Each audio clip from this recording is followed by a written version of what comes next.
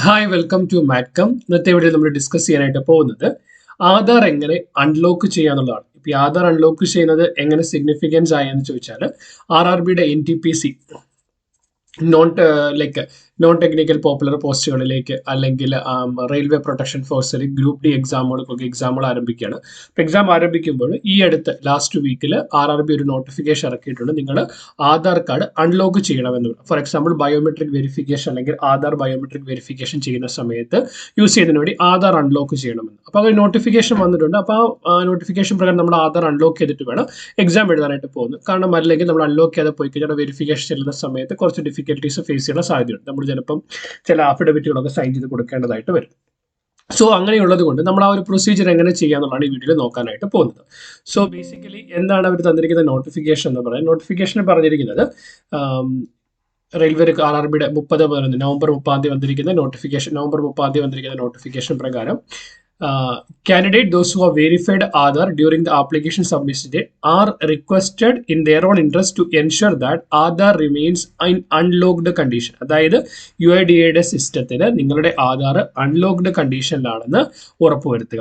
Before coming to the exam centre in order to avoid inconvenience and facilitate registration and exam related processes on the exam day. Exam ഡേയിൽ ഈ പ്രോസസ്സുകൾ വളരെ smooth ആയിട്ട് complete ചെയ്യുന്നതിന് വേണ്ടിയിട്ട് നിങ്ങൾ Aadhaar biometrics unlock ചെയ്തിട്ട് വേണം റെയിൽവേ റിക്രൂട്ട്മെന്റ് ബോർഡിന്റെ എക്സാമിന് വരാനായിട്ട്. സോ അതുമായിട്ട് ബന്ധപ്പെട്ട വരുന്ന ഒരു PDF തന്നിട്ടുണ്ട്. ഫോർ എക്സാമ്പിൾ സെൻട്രലൈസ്ഡ് എംപ്ലോയ്മെന്റ് നോട്ടീസിനകത്ത് വരുന്ന എക്സാമുകൾക്ക് അപ്ലൈ ചെയ്തിരിക്കുന്നവർക്ക് submitting RRB application through Aadhaar verification mode will facilitate smooth entry to the examination centre and streamline post the examination process for the applicants.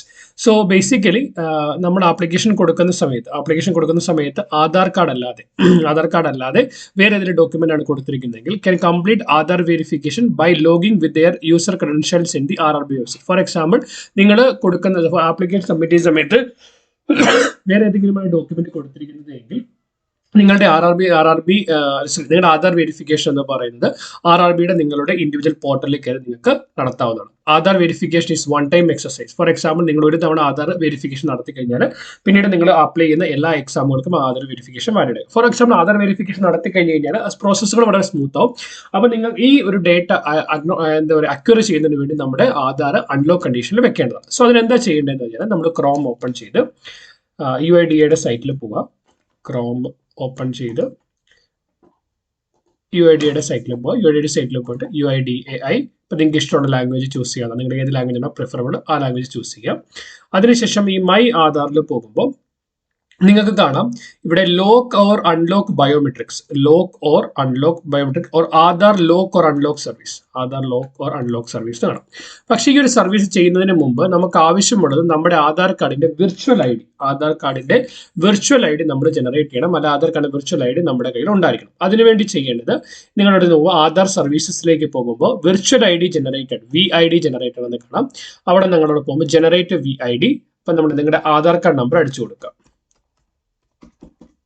അതിനുശേഷം അവിടെ തന്നിരിക്കുന്ന ക്യാപ്ച എന്താണ് ആ ക്യാപ്ച കൃത്യമായിട്ട് എൻ്റർ ചെയ്ത് കൊടുക്കുക.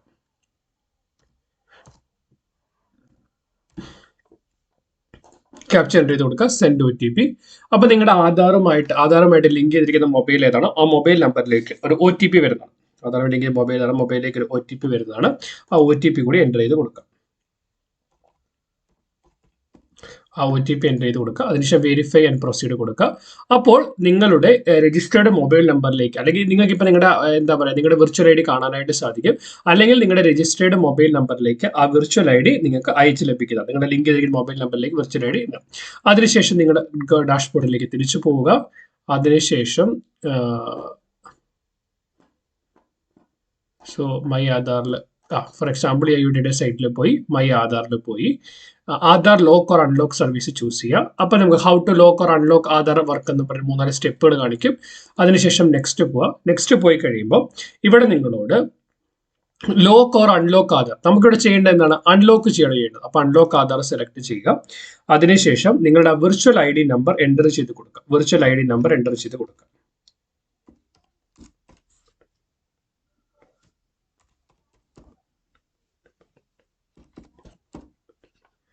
അതിനുശേഷം തന്നിരിക്കുന്ന ക്യാപ്ച എന്താണോ ക്യാപ്ച കൂടി എൻ്റർ ചെയ്ത് കൊടുക്കാം. ക്യാപ്ചർ എടുക്കുക. സോ അപ്പോൾ ഒരു OTP വരും. നിങ്ങളുടെ ലിങ്ക് ചെയ്തിരിക്കുന്ന മൊബൈൽ നമ്പർ ഏതാണോ ആ മൊബൈൽ നമ്പറിലേക്ക് ഒരു OTP വരും.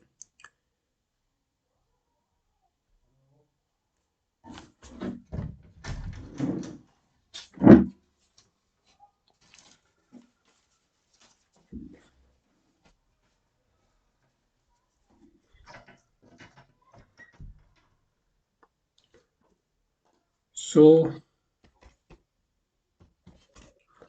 OTP enter ചെയ്തതിനു ശേഷം I understand after unlocking my Aadhaar, I will be able to perform authentication by using both virtual ID and Aadhaar. അതായത് വിർച്വൽ ID ഉപയോഗിച്ചുകൊണ്ടും ആധാർ നമ്പർ ഉപയോഗിച്ചുകൊണ്ടും authentication നടത്താൻ സാധിക്കും എന്നൊരു ഇതാണ് വരുന്നത്. സോ നമ്മൾ കൊടുക്കുക.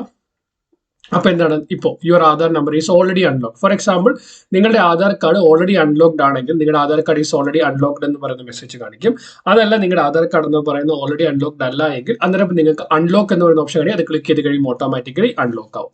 സോ ഇങ്ങനെയാണ് നിങ്ങൾക്ക് ലോക്കിംഗ് അല്ലെങ്കിൽ അൺലോക്കിംഗ് പ്രൊസീജിയർ ആധാറിൽ ചെയ്യാനായിട്ട് പറ്റുന്നത്. ഓക്കെ, വീഡിയോ യൂസ്ഫുൾ ആയെന്ന് വിശ്വസിക്കുന്നു. നിങ്ങൾക്ക് എന്തെങ്കിലും ക്ലാരിറ്റി ആവശ്യമുണ്ടെങ്കിൽ അത് കമന്റ് സെക്ഷനിൽ ചോദിക്കാം. As a token of gratitude, please like to this particular video, share with your friends, subscribe to our channel. Keep watching, keep learning. Thanks for watching. Bye.